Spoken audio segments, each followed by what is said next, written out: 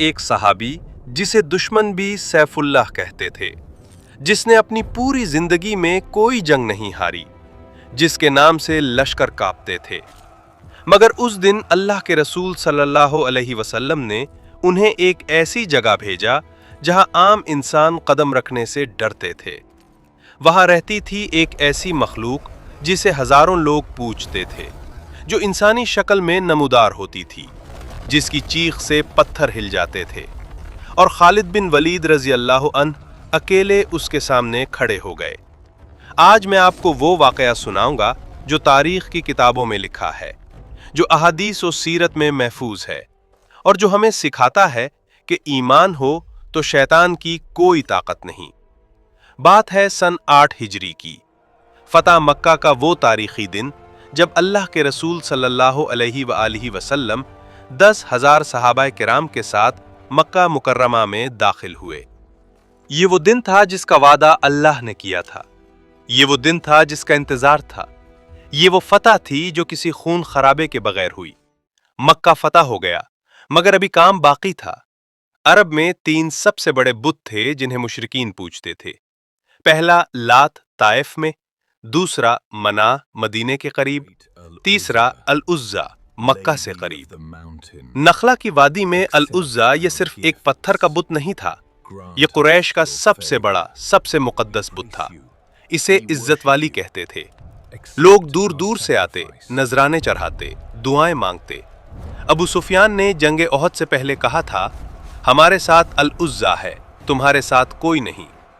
ये बुत सिर्फ पत्थर नहीं था, इसमें एक शैतानी ताकत रहती थी, एक जिन्नी जो लोगों से हम कलाम होती थी, जो मांगने वालों को जवाब देती थी, जो शैतान की नुमाइंदा थी। फतह मक्का के बाद नबी करीम सल्लल्लाहु अलैहि वसल्लम ने हुक्म दिया, अल उज़्ज़ा को ख़त्म करो, और ये काम सौंपा गया हज़रत खालिद बिन वलीद रज़ी अल्लाह अन्हु को।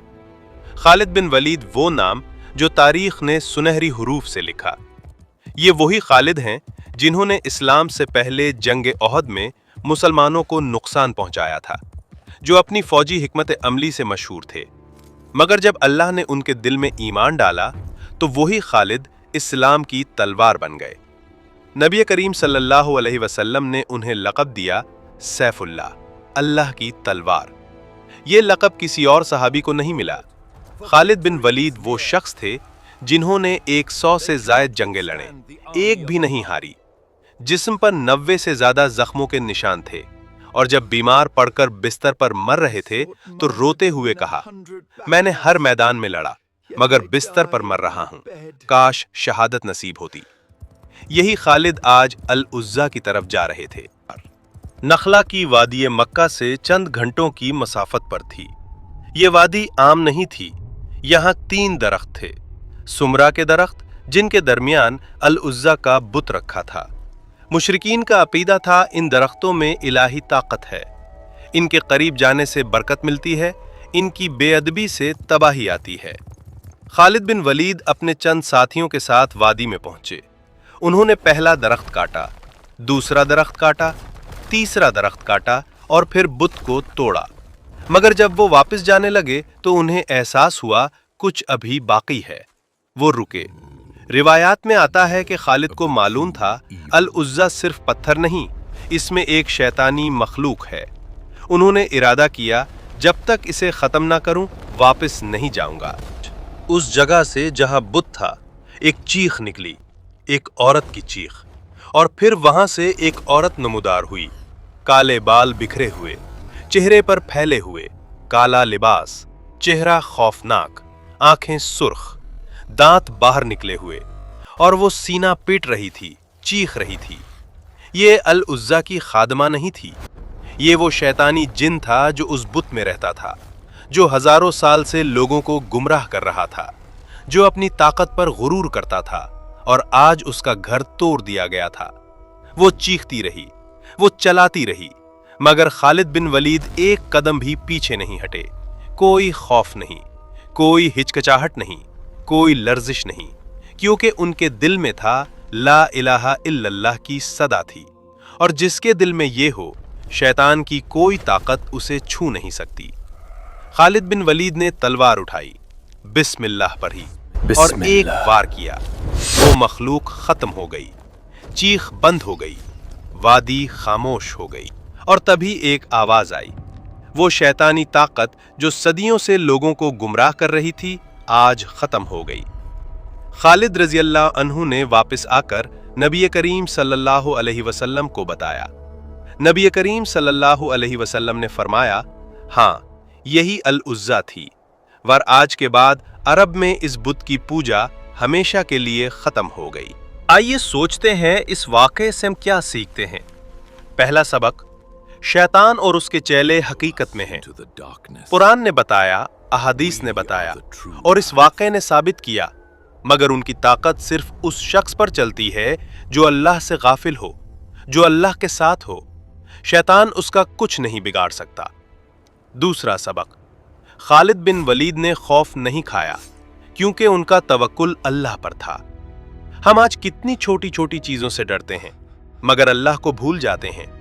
اگر ہر صبح آیت الکرسی پڑھیں، معوذتین پڑھیں، تو کوئی شیطانی طاقت قریب نہیں آ سکتی۔